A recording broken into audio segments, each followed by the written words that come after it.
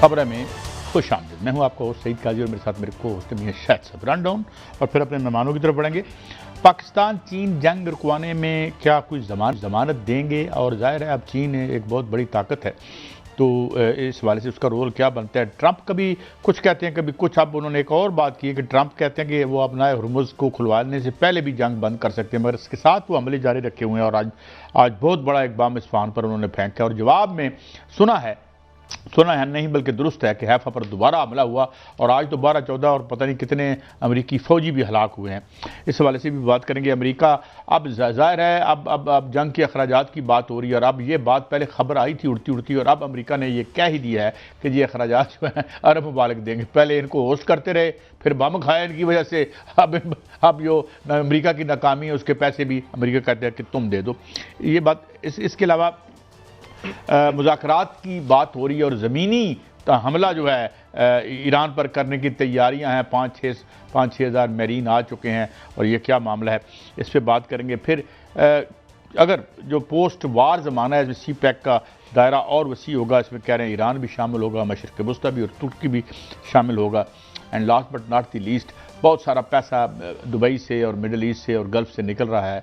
क्या इधर कोई उसकी रुख हमारी तरफ भी होगा? पहले भी हम इस पर बात कर चुके हैं, मगर कह रहे हैं कि ज़्यादातर तो हांगकॉन्ग या उधर मकाओ की तरफ जा रहा है। बहरहाल हमारे साथ मौजूद हैं brigadier retired Masood Khan. Thank you very much Masood Khan sahab. Masood Khan साहब, एक अजीब वार ऑफ डिसेप्शन भी साथ साथ जारी है कि वो एक आध बयान दे देता है, और फिर ये तो अलग बात है कि इस पे जुआ भी लग रहा है जंग पे, और फिर जो है इनसाइडर ट्रेडिंग जो है ये इल्ज़ाम भी लगे, जिसकी आज उन्हें डिनाइल देनी पड़ी कि जनाब वो जो उनके कौन है किबला, उनके जो सेक्रेटरी हैं, कि उनकी तरफ से स्टॉकों में या उन पे जो असले के स्टॉक्स हैं उन पे उन्होंने कोई पैसे नहीं लगाए। बहरहाल ये खेल तो साथ चलता रहता है। तो ये क्या है? वार ऑफ डिसेप्शन है, ख़त्म करना चाहता है, अंदर जाना चाहता है, फ़ौज ले आया है, और फिर कभी कहते हैं कि अपना हुर्मुज़ खुलवाए बगैर भी मैं वापस जा सकता हूँ। कहाँ समझें कि असल कहानी किस जगह पर है, और क्या आपको लगता है कि रियलिस्टिक एक हैपनिंग्स हो सकती हैं जनाब ब्रिगेडियर साहब? बहुत शुक्रिया काजी साहब। देखें, मेरे ख्याल में अगर आप प्रेसिडेंट ट्रंप को सुने, मार्को रूबियो को सुने, पीट हेगसेट को सुने, तीनों डिफरेंट बातें कर रहे हैं। और ट्रंप तो बिल्कुल, जब ट्रंप ने कहा कि हम स्ट्रेट ऑफ हॉर्मज़ को खुलवाए बगैर भी बातचीत कर सकते हैं, लेकिन उसको अभी डिनाई कर गए हैं मार्को रूबियो। सो मेरे ख्याल में, लेकिन एक ये है कि अमेरिकन चाहते हैं कि इससे क्लीन ब्रेक हासिल की जाए, इससे निकलें, क्योंकि जो अमेरिका की ग्लोबल स्टैंडिंग जो थी, जो मिलिट्री के पॉइंट ऑफ व्यू से थी, पॉलिटिकल थी, इकोनॉमिक थी, दैट हैज बीन डेंटेड। और जिस तरीके से अमेरिका के अंदर जो रैलीज हुई हैं, देखें, नो किंग्स वाली रैलीज, मिलियंस अक्रॉस अमेरिका लोगों ने उसको अटेंड किया है। तो एक थ्रेट डेवलप हुआ प्रेसिडेंट ट्रंप के लिए। मिड टर्म इलेक्शंस हैं, और इसके ऊपर उनकी रेटिंग पॉपुलरिटी गिर चुकी है। सो बहुत सारे मसले हैं कि उनके लिए क्या हो सकता है। But at the same time देखें कि यहाँ पे उनके लिए बस हो गई है, क्योंकि जिस तरीके से सिचुएशन ऑन ग्राउंड में है, क्यों देखें कि टोटल कंट्रोल है स्ट्रेट ऑफ हॉर्मुज़ पे ईरानीज़ का, और डिफेक्टिव कंट्रोल इनके पास है। और जो वो कहते हैं वो शिप्स वहाँ से गुजर रहे हैं, वो युआन में पेमेंट करके आ रहे हैं, लेकिन पाकिस्तान के 22 शिपों की उन्होंने परमिशन दी है, वो वहाँ से गुजर जाएंगे डेली 2 के हिसाब से।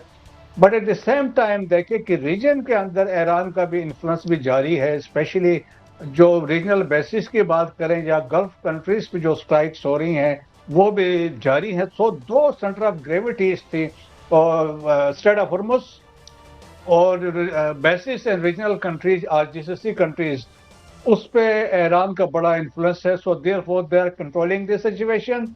एट द सेम टाइम जो प्रॉक्सीज जो है कि जिस तरह हिजबुल्लाह हमें बताते हैं कि 20,000 प्लस रॉकेट्स और मिसाइल उन्होंने फायर किए हैं इसराइल पे।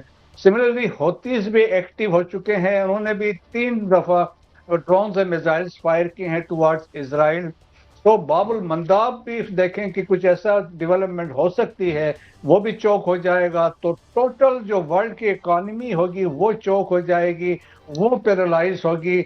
और फिर ऊपर से इंटरनेशनल प्रेशर भी आ रहा है, यूरोपियन यूनियन की तरफ से है, नेटो की तरफ से है, बाकी एलाइंस भी है, क्योंकि economy is suffering. With in America भी आप देखें इन्फ्लेशन वगैरह हो रही है।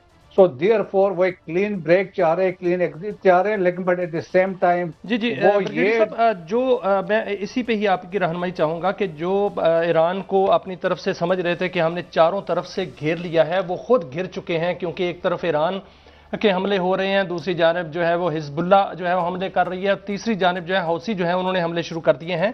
अगर सब देखा जाए, 1 माह 2 दिन की जंग, 32 दिनों की जंग का मुआवजा किया जाए तो उसमें नजर आता है कि अब तक जो ईरान है वो फातेह नजर आ रहा है, क्योंकि जो हमलावर थे वो कुछ मकासद लेके आए थे, जिसमें रजीम चेंज का मकसद था वो पूरा नहीं हुआ, मिसाइल खत्म नहीं हो सके उनसे, और जो एटमी प्रोग्राम है उस पर समझौता नहीं हो सका, ना ईरान ने किया है और ना उनका एटम बम वहां से मिला है।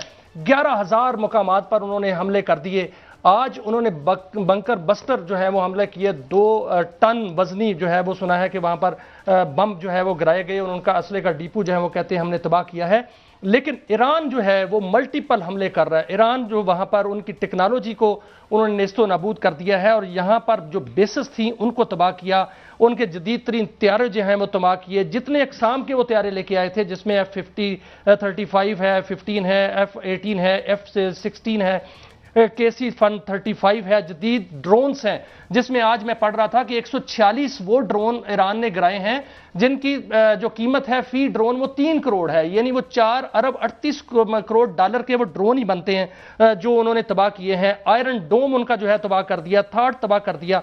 ये सब कुछ सर अगर देखा जाए, बहरी बेड़े भी जो है उनके नाकाबिले अमल जो है वो बना दिए गए हैं, तो ईरान फातेह नजर आ रहा है। और अभी अमेरिका कह रहा है कि इसका जंग का जो अजाला है वो अरब अदा करेंगे। आप क्या समझते हैं कि अरब क्यों अदा करेंगे? अरब तो उनसे पीछे हट रहे हैं, सऊदी अरब उनसे पीछे हट रहा है, ईरान कतर उनसे पीछे हट रहा है। क्या पहली दफा तो नहीं ऐसा होगा कि सुपर ताकत जो है उसको तावान अदा करना पड़ जाए और वो जंग हारने का ऐलान करे? देखें मियाँ साहब, ये पहले भी ऐसा हुआ था जब इराक की जंग हुई है। इराक में जब उन्होंने इन्वेट किया तो उनका खर्चा आया था कोई $56 बिलियन का। उस वक्त भी उन्होंने ये पैसे मांगे थे अरब ममालिक से, जिनको उन्होंने प्रोटेक्ट किया, और जो यूरोपियन कंट्रीज थे जिनके साथ वो मिले हुए थे, तो उनसे कहा कि इतना खर्चा हमारा है, आप ये पेमेंट करें। सो सिमिलरली ये देखिए, यहाँ पे पहले 6 दिन का जो खर्चा, जो अभी अमेरिकन खुद कह रहे हैं, इट वॉज $11.2 बिलियन। तो आज 31 दिन हो गए, तो आप अंदाजा कर ले कितना है। कि एक वो है, सेकंड उनको पता था खर्चे ज्यादा, उनको that's why they asked for $200 billion से उन्होंने कांग्रेस से मांगे हमें एडिशनल पैसे दें। तो आप फिर ये भी देख लेना कि एक शाहिद ड्रोन जो 20 से 50 हजार के दरमियान, डिपेंडिंग ऑन इस कैटेगरी, वो जब अब हवा में उड़ता है, जब टारगेट पे जाता है, उसके पीछे आप 2 से 4 मिसाइल फायर करते हैं जिनकी वैल्यू है $1 मिलियन से लेके $12 मिलियन का। तो वो फर्क पड़ता है कि कितना ईरान उस वजह से प्रिवेल कर गया है और कितना नुकसान इनका हो रहा है। अब इजराइल से तो ब्लैकआउट है, वहां से पता नहीं चला, लेकिन वीडियोस जो आ रही हैं उससे तो बड़ी हैवी डिस्ट्रक्शन हुई है। सो ईरान की जो स्ट्रेटजी, आप समझ ले कि ईरान ने ये स्ट्रेटजी आज नहीं बनाई, आज पिछले 45 साल से ईरान को पता था ऐसा होगा। सो देयरफॉर उनकी स्ट्रेटजी आप देखें, मैं समझता हूं कि जो जबरदस्त काम किया, that was the decentralisation of command, जिसे मोज़ाक डॉक्ट्रिन कहते हैं, वो जिसमें 31 रीजन्स थे उनको इंडिपेंडेंट कर दिया। लेकिन ये था कि आपस में कोऑर्डिनेशन थी, और फिर कभी कोऑर्डिनेशन के लिए वो सेंटर से भी बात कर सकते हैं। तो एक ये बहुत जबरदस्त रही है। और फिर देखें कि उन्होंने सिस्टम को ऐसे कि all everything is underground, tunnel cities है, मिसाइल्स की प्रोडक्शन, ड्रोन्स की भी अंडरग्राउंड हो रही है। सो वो एक बड़ा मैसिव थी। फिर ऊपर से देखिए, जब जंग स्टार्ट हुई तो उनको पता था कि ये पॉसिबिलिटीज हैं, वार गेमिंग तो हर एक करता है। तो उसके बाद से उनको पता था कि ये जीसीसी कंट्रीज को नुकसान अगर हम हिट करते हैं, उनके एनर्जी इंफ्रास्ट्रक्चर पे जाते हैं, किसी एयरपोर्ट पे जाते हैं, देखे ना, इट वाज इन्वेस्टमेंट। अच्छा, मैं माफी चाहता हूं ब्रिगेडियर साहब, एक बात मुझे जरा समझ नहीं है आपसे। एक तरफ वो अमन की बात करता है, साथ उसने मैरीन्स भेज दिए हैं, बूट ऑन ग्राउंड्स की बात कर रहा है, धमकी भी देता है, साथ कहता है 6 अप्रैल से पहले मैंने मुआहदा भी करना है। क्या वो खुद मखमसे में हैं, खुद कंफ्यूज्ड हैं कि हमने क्या करना है? How do you look at it as a military strategy? क्या उधर उनके यहाँ कोई क्लैरिटी है आपके ख्याल में? देखें काजी साहब, शुरू में अभी लोग इस बात पे इतफाक करते हैं कि शुरू में जो उनकी स्ट्रेटजी थी उन्होंने पता नहीं क्या वार गेमिंग की, क्या सोचा था, उनका अंदाजा था कि हम 2-3 दिन में ईरान को, स्पेशली जब हम लीडरशिप को एलिमिनेट कर देंगे तो ईरान ईरान कोलैप्स हो जाएगा, पब्लिक को उन्होंने कहा हमारे साथ हो जाएगी।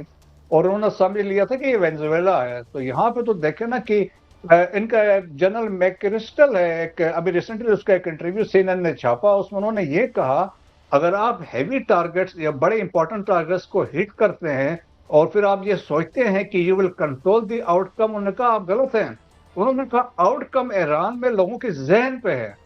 तो वो आइडियोलॉजी है जो लोग वहां कैरी कर रहे हैं। दैट्स वाई आप देखें कि इतनी बड़ी कैजुअलिटी इसमें शहादतें हुई, इसके बावजूद ईरान स्टिल इंटैक्ट है, डिसीजन मेकिंग हो रही डिस्पाइट द फैक्ट मुश्तबा खामनाई सामने नहीं आए, लेकिन स्टिल डिसीजन मेकिंग हो रही, सारी कुछ चीजें हो रही है। तो मेरा ख्याल में ये एक जो मेरा ख्याल में इसको ईरान ने जिस तरीके से उनको काउंटर किया, और फिर देखें कि वो समझते थे कि इतना प्रेशर बिल्ड होगा, इधर से हम उधर से इसराइल भी होगा तो हम इसको प्रिवेल कर जाएंगे, ऐसा नहीं हो सका। क्योंकि वो चाहते भी ये थे कि गल्फ कंट्रीज स्पेशली इसराइल की बड़ी शदीद ख्वाहिश थी, जिसको पाकिस्तान और बाकी ममालिक ने हमने इसको कंट्रोल कर लिया है, कि गल्फ कंट्रीज को इस जंग में अंदर ड्रैग किया जाए। और एक इनकी ख्वाहिश थी, इसराइल की बड़ी जी जी ब्रिगेडियर साहब, वो तो ख्वाहिश पूरी नहीं हो सकी। उसने पूरी कोशिश की है कि पूरे अरब कंट्रीज जो हैं उनको जंग में धकेला जाए और बाकायदा तौर पर जो है वो आग लगा दी जाए पूरे गल्फ में, लेकिन ऐसा नहीं हो सका। सर, एक अब्बास अरागची साहब का एक ताज़ा तरीन बयान आया है, उन्होंने कहा है कि हम सऊदी अरब का एहतराम करते हैं, सऊदी अरब पर जो है वो हमले नहीं करेंगे, और उस हवाले से एक ऐसे तैयारी की तस्वीर भी सामने आई जो कि सुल्तान एयरपोर्ट शायद उनका कोई है, वहां पर जो है वो तैयारा बाकायदा तौर पर, जिसको अमेरिका की आंख कहा जाता है, उसकी तबाही के मनाजर भी अब्बास अरागची साहब ने जो है वो दिखाए और वो भी नजर आए हैं। क्या सऊदी अरब से जो है इसका मतलब ये समझा जाए कि वहां से अमरीकी अड्डे या अमरीकी तनसीबात जो हैं वो खत्म हो रही हैं? कतर ने भी ये जो है वो इस तरह का बयान दिया है कि वो भी इसका हिस्सा नहीं बनेंगे। क्या वहां से भी जो सऊदी अरब जो अमरीकी अड्डे हैं वो खत्म हो जाएंगे? आज जो ताज़ा तरीन हमले किए गए ईरान की जानिब से इसराइल पे, हैफा एयरपोर्ट पर, हैफा बंदरगाह पर जो है हमला किया गया, कमांड एंड कंट्रोल पर हमला किया गया, उनकी रिफाइनरी पर हमला किया गया और बड़ा ही कारी वार किया गया। और इसमें यह भी बताया गया है कि एक जगह ऐसी है गल्फ में जो यूएई के पास कहीं बताया जाता है कि वहां अमरीकी फौजियों पर जो है वो हमला किया गया है। 24 अमरीकी फौजी जो हैं वो उनके मारे जाने की इत्तला भी है। और साथ साथ जो साइबर अटैक किए गए हैं ईरान की जानिब से, उसमें भी इसराइल ने बाकायदा तौर पर तस्लीम किया है, तस्दीक की है कि उनके मोसाद और दीगर जो इदारे हैं, उनके 50 ऐसे इदारे हैं जिनका डाटा उड़ गया है। तो आप क्या समझते हैं कि इस वक्त जो जंग है वो ईरान के कंट्रोल में है? ईरान चाहे जिस तरह जंग लड़े, जिस तरह जिसको चाहे हिट करे। जी हाँ, बिल्कुल। आप देख लें कि ईरान प्रिवेल कर गया है और जिस तरीके से प्रेशर बिल्ड कर रहा है ईरान, देखे ना, वो तो समझते थे ईरान नीच पे आ जाएगा, और जो स्ट्रेट ऑफ हॉर्मुज़ पे बड़े दावे कर रहे थे वो कुछ नहीं हो सका। और आप देखेंगे इस जंग के इख्तिताम पे it will change the dynamics, पूरे दुनिया में डायनेमिक्स चेंज हो जाएंगे। और स्पेशली जब गल्फ कंट्रीज में आप देखेंगे रीअलाइनमेंट होगी, क्योंकि अब रियलाइजेशन आ गई है जो सिक्योरिटी आर्किटेक्चर था, जिस तरह टोटल डिपेंडेंस अमेरिका के ऊपर था, उससे निकल रहेंगे लोग, उनको रियलाइज कर लिया है। और फ्यूचर में आप देखेंगे कि यहाँ पे हालात जंग के इख्तिताम के बाद इसमें ईरान शामिल होगा, एक अलायंस बनेगा। जिस तरीके से 4 ममालिक जो पाकिस्तान, तुर्किया है, इजिप्ट है, सऊदीज हैं, ये बाकी लोग इसमें भी शामिल होंगे, एक मजबूत एक अलायंस। आप देखेंगे पहली दफा ऐसा हुआ है दुनिया में कि दरमियान में मिडिल पावर्स जो है वो फैसले करवा रही हैं। अभी आप देखें ना, रशिया और चाइना की बात होती थी, अमेरिका की बात होती थी, यहाँ पे पाकिस्तान लीड कर रहा है। पाकिस्तान लीड मिडिल पावर है, तो बार्गेनिंग में पाकिस्तान इन्वॉल्व है, लीड कर रहा है। चाइना भी अभी हमारे फॉरेन मिनिस्टर के हैं। So that is the credibility जो पाकिस्तान की एस्टेब्लिश हुई है और दुनिया की एक्नॉलेजमेंट है। तो आप देखें जो सुपर पावर्स का जो सोच या एक बना हुआ सोच, दैट हैज कोलैप्स। और दैट्स वाई अब दुनिया कह रही है अमेरिका का जो एक एम्पायर का कंसेप्ट था, दैट हैज डिक्लाइन। और अब ये मल्टीपोलर दुनिया में हम आ चुके हैं, यहाँ तीनों बड़ी ताकतें हैं, लेकिन eight the same time global south की जो पावर्स हैं, मिडिल पावर्स हैं, कंट्री लेकिन ब्रिगेडियर साहब आपने बड़ा दुरुस्त फरमाया, और सबसे बड़ी बात तो ये है, एक तो बहुत शुक्रिया ब्रिगेडियर रिटायर्ड मसूद खान साहब हमारे साथ थे to enlighten us on this very complex on these very complex issues. मगर एक बात तो तय है कि ये जो एक था, हमें लग रहा था अभी 10-15 साल लग जाएंगे ये यूनिपोलर वर्ल्ड पूरी तौर पर बिखरते हुए, और जो मल्टीपोलर, मगर लगता है कि ये अब पोस्ट ईरान वार जो अहद है ये अब उशर करेगा एक नए ताकत के इंतज़ाम व इंसराम में। ब्रेक से जब वापस आएंगे तो ये गुफ्तगू जारी है, और ये देखते हैं कि क्या मामलात होंगे, अखराजात के क्या मामलात होंगे, मुज़ाकरात कहाँ तक आगे बढ़ेंगे एक ब्रेक के बाद।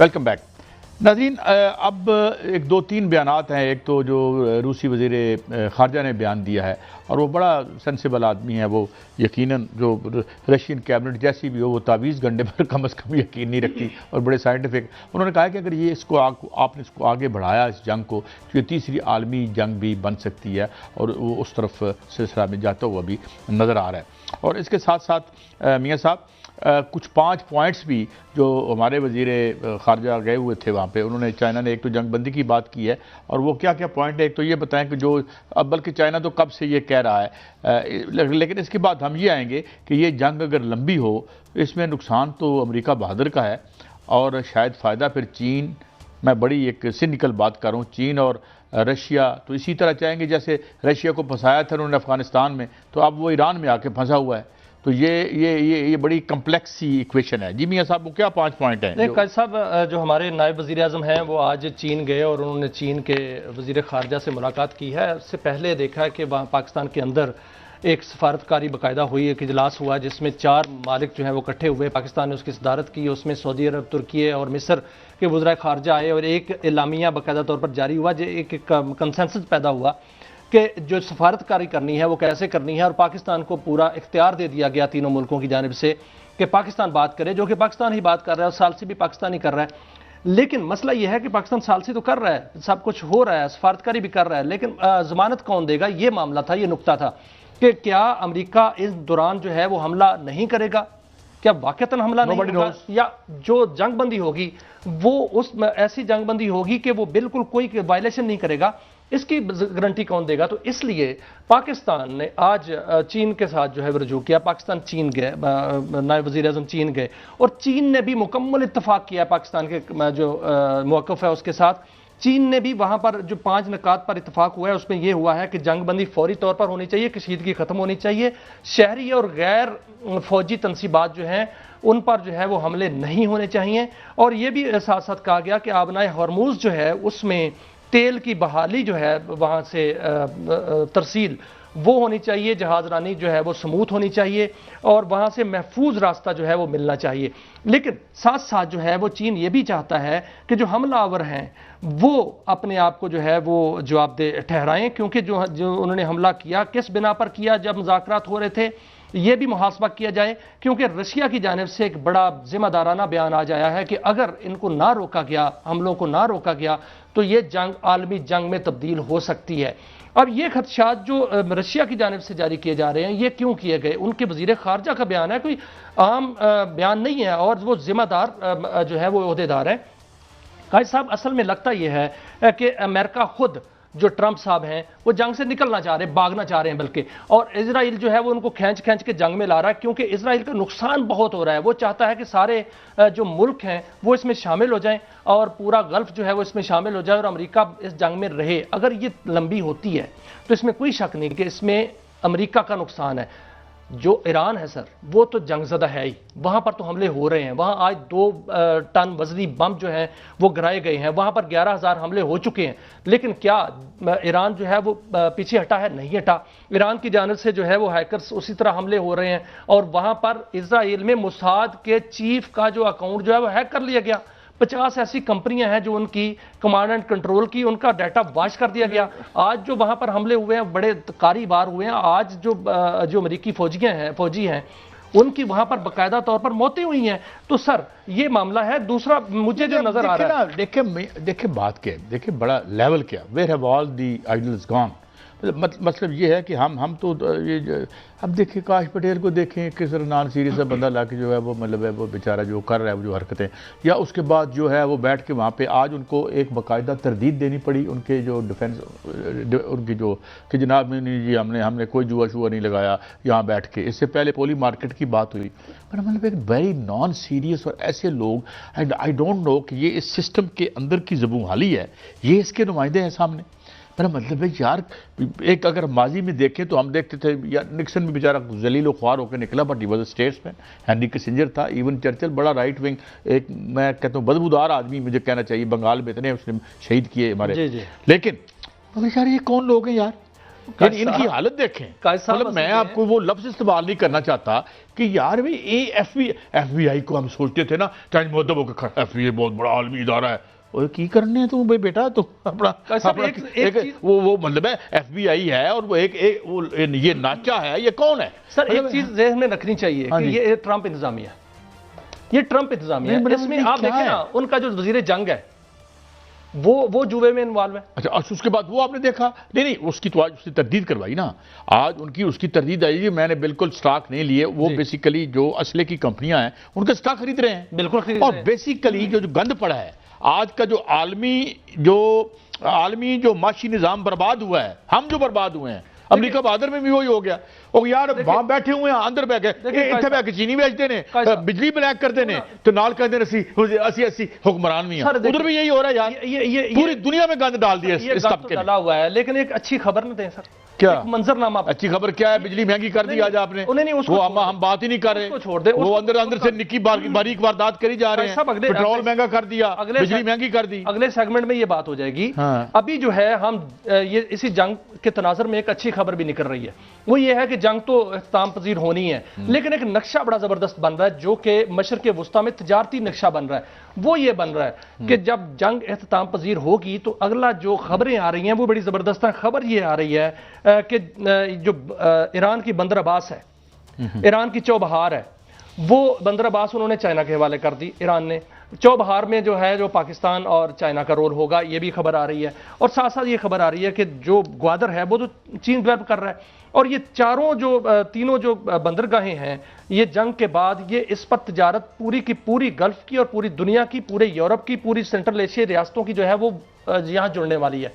और इसमें चीन जो है वो बाकायदा तौर पर उसका किरदार कलीदी होगा, और पाकिस्तान का किरदार जो है वो कलीदी होगा। और इसमें जो हरमूज है उसका जो किरदार, वहां से जहाजरानी है, उसमें भी चीन का किरदार होगा। और यह भी कहा जा रहा है कि सी पैक का दायरा कार जो है वो वसी होता जा रहा है और वसी होता जाएगा। इसमें जो खलीजी ममालिक भी आएंगे, इसमें सेंट्रल एशिया रियासतें भी आएंगी, इसमें तुर्की भी आएगा, इसमें ईरान भी होगा। और ईरान का जो तेल है और ईरान की जो गैस है वो सी पैक के मंसूबों को जो है वो मिलेगी। लेकिन एक काम अगर हो जाए तो अच्छा नहीं मियां साहब? जी, जो कल हमने बात की थी जी, कि ये देखें गैस का हम तो नहीं, हमने बहरहाल एक बदनसीबी है कि कतर का वो जो कतर का जो टर्मिनल तबाह हुआ है, क्या जान नहीं छूट सकती? जो $50 बिलियन का टीका हमें लगवाया था इन्होंने, जब खकान अब्बासी साहब ने ये जो डील की थी, कोई हमारी जान, मैंने कल आपको याद होगा हफीज पाशा साहब से भी ये सवाल किया था कि यार 50 हमने, अच्छा आपने बताया कि जो हमने कुएं कैप कर दिए थे उस मुआहदे की वजह से वो अभी खोले हैं, और फिर वो हमें धमकी भी देती है, हाँ नवी पार्टी बनाकर फिर हुकूमत जा रहे हैं। कम है। एक और खबर है जो अमेरिका की जानिब से एक चीज सामने आ रही है कि वो जमीनी हमला करेगा ईरान पे। तो उस हवाले से जो खुफिया प्लान है वो तो सामने आ ही चुका है, लेकिन आगे ये मामला सामने आ रहा है कि अमेरिकी वजीर जंग ने आज कहा है कि आइंदा आने वाले दिन जो हैं वो बड़े फैसला कुन होंगे।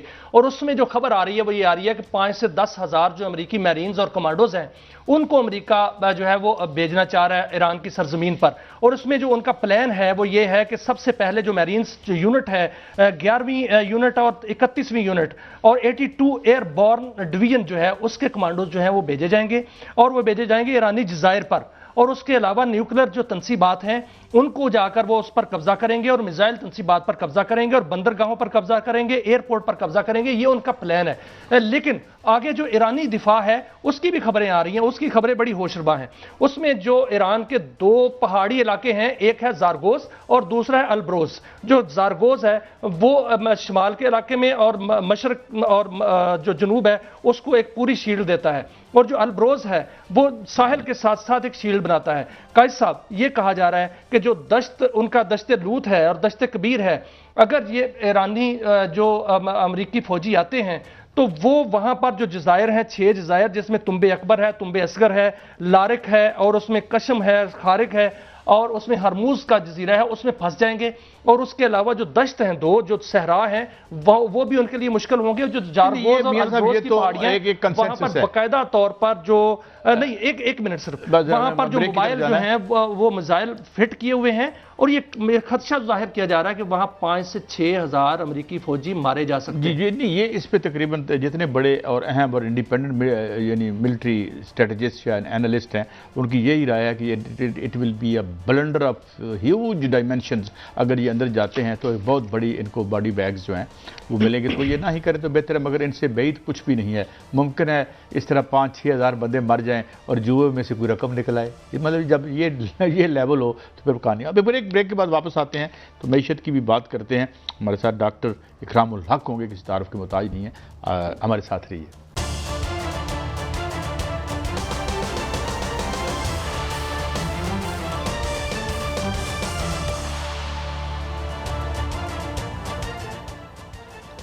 Welcome back. नाज़रीन, हमें ज्वाइन किया है डॉक्टर इकरामुल हक, किसी तारुफ के मोहताज नहीं है। बहुत शुक्रिया डॉक्टर साहब। डॉक्टर साहब, चले हम तो जंग तो हो ही रही है, मगर एक जंग और है जो मुसलसल जारी है, और वो जंग ये है कि जो हमारी शराफिया हमारे ऊपर माशी हमले कर रही है। आज 2 हमले काबिल जिक्र हैं। एक तो LNG का है, मियाँ साहब क्या था वो, 78 रुपए फी किलोग्राम इजाफा कर दिया डॉक्टर साहब। और अच्छा, ये और एक जो हमारे को फिक्स चार्जेस थे वो बढ़ा दिए। पहले 55 रुपए का इन्होंने डायरेक्ट जो है फायदा दे दिया ऑयल मार्केटिंग कंपनियों को मुबैना तौर पर, जिन्होंने तेल पहले खरीदा हुआ था। जाहिर है हमारे अपने ही प्यारे प्यारे फ्रंटमैन होते हैं। तो ये जो जंग इनकी जारी है, और साथ माशाल्लाह अल्लाह खैर रखे तो ईरान की जंग भी लग गई है। हम बड़े रेलिवेंट भी हो गए हैं, आनियाँ जानियाँ, चीन जा रहे, उधर जा रहे, इधर जा रहे हैं, साथ साथ हमारा रगड़ा निकाली जा रहे हैं। इस पर ना कोई कंज्यूमर बॉडीज़ हैं, ना कोई पोलिटिकल पार्टी बात करती है, ना अपोजिशन बात करती है। ये क्या, आपने तो लंबा अरसा एक देखी ये सियासत का सर्द गर्म, तो ये जो हमारे ऊपर हमले हैं, मुझे लगता है ये जारी रहेंगे। डॉक्टर साहब, मैं साथ LPG की खबर देता जाऊं ताकि आप रहनुमाई कर दें कि आज LPG की कीमत में 78 रुपए फी किलोग्राम अभी जो है नोटिफिकेशन आया, इजाफा किया गया है। जो LPG पिछले महीने जो है वो 255 रुपए फी किलोग्राम थी, वो अब 304 रुपए फी किलोग्राम हो गई है। और एक जो घरेलू सिलेंडर है जो 11.8 किलोग्राम का है, वो 3588 रुपए में मिलेगा, जो कि 2664 रुपए का था। और जो फिक्स चार्जेस हैं, पहले जो थे वो 100 रुपए से 100, 200, 300, 400 थे जो फिक्स थे। अब ये कहा गया है कि जो मंजूरी दी है नेपरा ने कि जो फी किलो वाट जो है फिक्स चार्जेस जो है वो आयद होंगे, जो कि सिर्फ 5 किलो वाट के जो सार्फिन हैं उनके लिए भी 3000 रुपया जो है वो फिक्स चार्जेस में उनको देना पड़ेगा। जी देखें, चूँकि जैसे ही ये कीमतें बढ़ा रहे हैं उसकी जस्टिफिकेशन तो वो ये दे रहे हैं कि जी देखें, हम IMF के प्रोग्राम में हैं और उनकी तरफ से सख्त हदायत है कि आप किसी किस्म की कोई सब्सिडी नहीं देंगे। अब ये तो एक बात हुई, मगर साथ में वो ये नहीं बता रहे हैं कि क्या IMF से ये भी वादा हुआ है कि जो हमने एग्जम्पशनें दे रखी हैं टैक्स के अंदर, और जो ट्रिलियंस में है, बिलियंस में भी नहीं ट्रिलियंस में है, अगर हम उनको ख़त्म कर देते तो फिर हम टारगेटेड सब्सिडीज दे सकते थे और प्राइसेस को भी स्टेबलाइज कर सकते थे। बहुत से ममालिक कर भी रहे हैं। आपने देखा है कि उन्होंने ये सारा अपने अवाम पे बर्डन नहीं आने दिया। जब अवाम टैक्स देते हैं तो जाहिर है वो फिर ये भी तवक्को रखते हैं कि अच्छे ज़मानों में तो चले हम टैक्स दे रहे हैं, मगर बुरे ज़मानों में हुकूमत भी हमारे पास आएगी। मगर ये बहुत ही बदकिस्मती है कि आपको 2007-8 का कैपिटलिज्म का क्राइसिस याद है, बजाय लोगों को रिलीफ देने की उन्होंने बैंकों को रिलीफ दे दी थी। ये सारे के सारे सिस्टम की यही खराबी है कि जब वो कीमतों का तयन होता है तो हर वक्त यही कोशिश होती है कि कंज्यूमर को ही लूटा जाए और कंसंट्रेशन ऑफ वेल्थ चंद हाथों में ही रहे और वही उसको एंजॉय करें। आप बताइए कि जंग के दिनों में अगर सख्ती है तो क्या मरात याफ्ता जो तबकात हैं उनको अपनी मरात ख़त्म करनी चाहिए कि नहीं करनी चाहिए? उन मरात पे वो टैक्स भी नहीं देते हैं, और आप और मैं ना सिर्फ मरात फंड कर रहे हैं अपने टैक्स से, बल्कि देखिए मैं हैरान हूँ कि सैली लोगों का जो टैक्स इस वक्त है पाकिस्तान में, वो तो सर स्कैंडिनेवियन आईएमएफ ने कंट्री तो जो ये भी highest मुतालबा tax किया है status है। कि जो सोलर है इस पर 18% जो है वो टैक्स लगा दिया जाए। अगर ये 18% टैक्स लग जाता है, पहले ही सोलर महंगा हो चुका है, फिर तो सोलर पहुंच से बाहर हो जाएगा, फिर सोलर भी नहीं लगेगा। और जो ब्लूमबर्ग की रिपोर्ट थी और जो इदारों की रिपोर्ट है वो तो यही है कि पाकिस्तान को सोलर ने बचाया इस क्राइसिस में। तो फिर ये क्या होगा कि अवाम बाकायदा तौर पर हुकूमत जो है वो सोलर से अवाम को दूर कर रही है। दूसरा सर, दुबई से या इस जो गल्फ है, खास तौर पर दुबई और अबू धाबी से कहा जा रहा है कि 120 अरब डॉलर वहां से निकल चुके हैं। उनकी जो मार्केट टैक्स जो उनसे वहां से सरमाया निकल चुका है, वह किधर गया है सर सरमाया? क्या ये हांगकांग गया है? क्या ये पाकिस्तान भी आ सकता है? पाकिस्तान इस पूरे क्राइसिस से इस हवाले से फायदा उठा सकता है कि वो सरमाया पाकिस्तान लाया जा सके? जी देखिए, पाकिस्तान में अगर आईएमएफ ना होता, टैक्सों का बेतहाशा बदतमीजी का माहौल ना होता, अब आप हैरान होंगे जो आपने अभी रिपोर्ट में जिक्र फरमाया है, वो तो कह रहे हैं पेट्रोल पे 18% सेल टैक्स जो आपने माफ किया हुआ है वो भी लगाएं।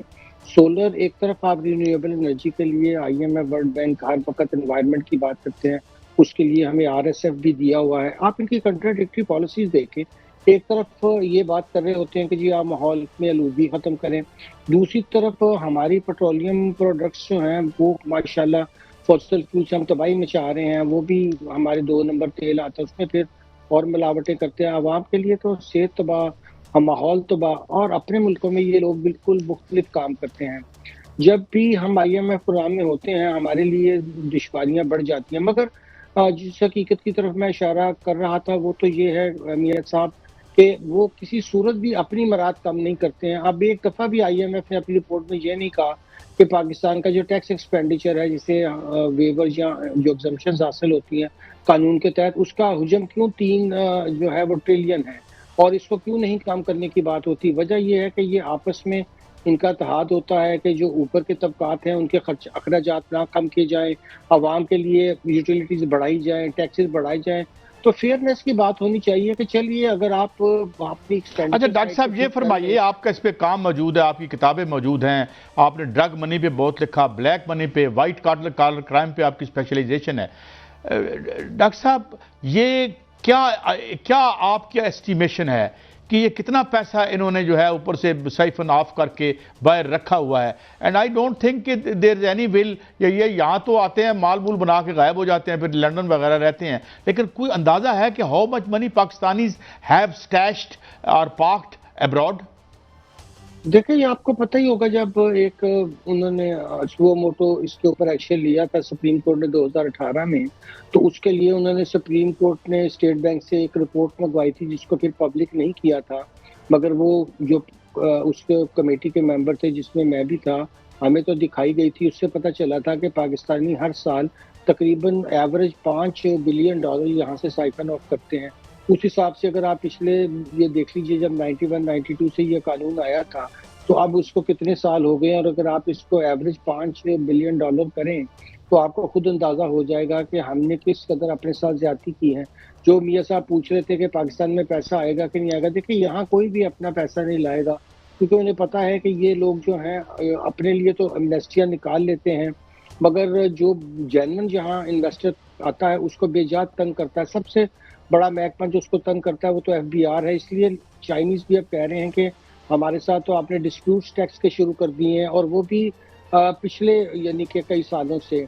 और अभी सुपर टैक्स का भी आपको याद है कि वो कह रहे हैं कि 334 अरब अगर आप इकट्ठा नहीं करेंगे तो ये जो हमें उन्होंने ट्रांच दी है ये नहीं मिलेगी। उसके साथ उन्होंने कंडीशनल कर दिया है कि आप सुपर टैक्स इकट्ठा करेंगे और फिर आपको ये मिलेगा। तो इंडस्ट्रीज आगे मुश्किलात का शिकार थी, जंग की वजह से और हो गई, ऊपर से ये बेतहाशा टैक्सेस। तो आप बताइए कौन यहाँ पैसा सर, ये तो टैक्सेस हैं जो कि इकट्ठे किए जा रहे हैं और फिर भी जो है वो बात नहीं बन रही। लेकिन जो सरमाया पाकिस्तान का बाहर पड़ा हुआ है, जिसमें दुबई है, दीगर मार्केट्स हैं, वहां पर पाकिस्तान का सरमाया पड़ा हुआ है। बहुत से फिगर्स आए, कोई $100 की बात कर रहा है, $100 अरब की, कोई 100 अरब रुपए की बात कर रहा है। और ये बात बाकायदा तौर पर जिम्मेदारान ने की है कि पाकिस्तान का जो सरमाया जो है वो बाहर पड़ा हुआ है। क्या ये बाहर से सरमाया नहीं लाया जा सकता? इस वक्त जो पूरी दुनिया अपने जो है वो इस क्राइसिस में है और अपना अपना सरमाया जो है वो अपना समेट रहे हैं, अपने अपने मुल्क में ला रहे हैं, वहां से निकल रहा है। क्या पाकिस्तान में भी कोई ऐसा किरदार अदा किया जा सकता है? इदारे किरदार अदा कर सकते हैं या अस्करी क़यादत किरदार अदा कर सकती है कि ये सरमाया जो है वो पाकिस्तान आए और पाकिस्तान में सरमायाकारी हो, ये जो लूटा हुआ माल है या वैसे जो सरमायाकारी है वो पाकिस्तान आनी चाहिए। अच्छा, एक बात मैं ऐड कर दूं, अभी आपने कहा $5 बिलियन और ये 1990 की बात आपने की है, 35 साल बनते हैं, मैंने जमा किया है, मेरा हिसाब ऐसे अच्छा नहीं है, $175 बिलियन बन जाते हैं एवरेज। अगर हम 5 बिलियन बाहर बेचते रहे हैं तो 175 billion is almost 60% of our GDP. Doctor sahab ji बिल्कुल सही फरमाया। देखिए, मैं आपसे अर्ज करूं कि ये सवाल का जवाब तो ये होता कि अगर हम एक दो तरीके से पैसा ला सकते हैं। एक तो हम उन मुल्कों से अपनी डबल टैक्सेशन ट्रीटीज और जो दूसरे मुआहदात हैं, अब तो हमने मल्टीलैटरल भी पास कर लिया हुआ है। कानूनी पहलुओं पे काजी साहब के साथ मैंने पूरे प्रोग्राम भी किए, जब वो मामला था इस पे बहुत काम भी किया। एक तो कानूनी शक्ल होती है, वो तो मौजूद है। चलिए, अगर कानून ना भी इस्तेमाल करते तो हम कह सकते थे कि चलिए इस वक्त अगर आप लाएंगे तो हम आपको कोई सवाल नहीं करेंगे। वो डरते ये हैं लोग कि जैसे ही वो लाएंगे तो FBR की तरफ से नोटिस इशू हो जाएंगे और फिर उन्हें एक मुसीबत का सामना करना पड़ेगा। क्योंकि देखिए, जब भी अनडिक्लेयर्ड पैसा बाहर चला जाता है तो वो बिला ऐसे तो नहीं लाएंगे ना, उनको तो फिर कोई प्रोटेक्शन चाहिए होगी।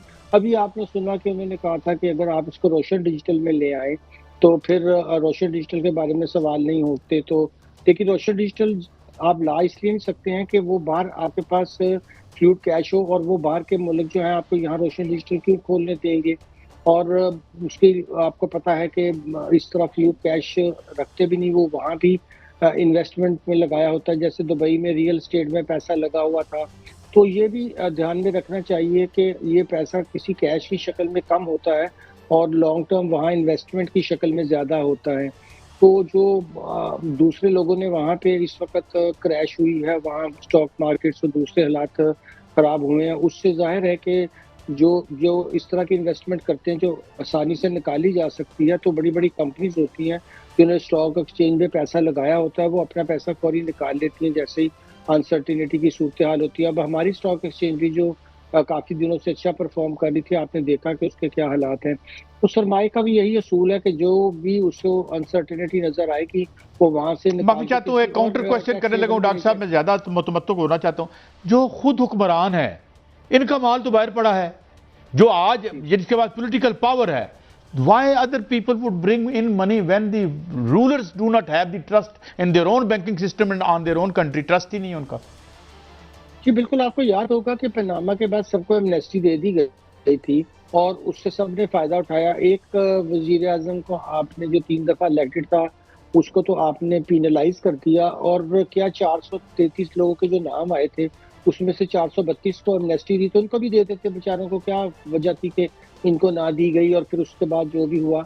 तो कहने का मकसद आपने बिल्कुल सही तरफ इशारा फरमाया कि वो भी आज तक नहीं लाए वो सरमाया, और बाकी लोग भी नहीं लाए। हम किसी एक का खास जिक्र नहीं करना चाहते हुकूमत का, मगर ये बात काजी साहब दुरुस्त है कि तकरीबन हर एक जो रूलिंग यहाँ पार्टी रही हो या सर मौजूदा हालात पे एक रहनुमाई, सर मौजूदा हालात पे अब जंग लगी हुई है ईरान के साथ अमेरिका की, और पूरे खित्ते का इसमें जो है वो बुरकस निकला हुआ है तकरीबन, और पूरी दुनिया जो है वो इससे मुतासर हो रही है। लेकिन ये जंग या तो ख़त्म होनी है या इसको बहुत लंबा जाना है। अगर ये जंग ख़त्म होती है या ये लंबी चलती है तो क्या चीन और पाकिस्तान को ईरान से जिस तरह बाकी रूस जो है वो तेल खरीद रहा था, कि पाकिस्तान और चीन को ईरान से तेल लेना चाहिए, वहाँ से तेल खरीदना चाहिए ताकि सस्ता तेल जो है वो पाकिस्तान में आ सके, और वहाँ से गैस जो है वो फिलहाल तो नहीं आ सकती, लेकिन अगर जंग खत्म होती है तो गैस का भी फ्लो पाकिस्तान में होना चाहिए, और जो सप्लाई है वो भी पाकिस्तान में हो ताकि गैस की भी कीमतें कम हो। और इस तरह अगर होता है तो क्या हम IMF से निकल सकते हैं?